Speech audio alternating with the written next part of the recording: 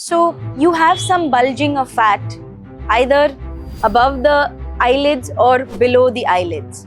This could be making you look tired and maybe even older than your actual age.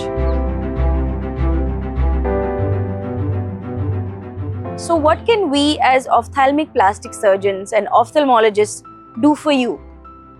So when the bulging is mild, that is in younger patients, usually it can be masked by doing a tear trough filler or hyaluronic acid injections in this area.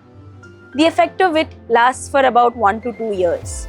If it is more severe, that is, if the bulging is more in the center and even the outer parts, it would be wise to get a blepharoplasty done.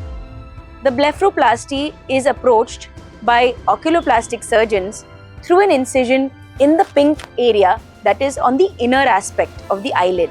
So the incision is completely hidden.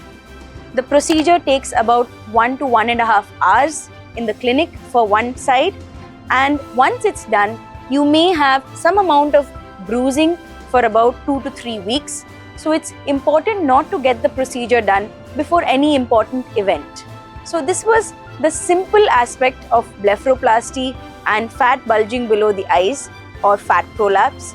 For more information, you can get in touch with us to discuss your surgery or procedure further.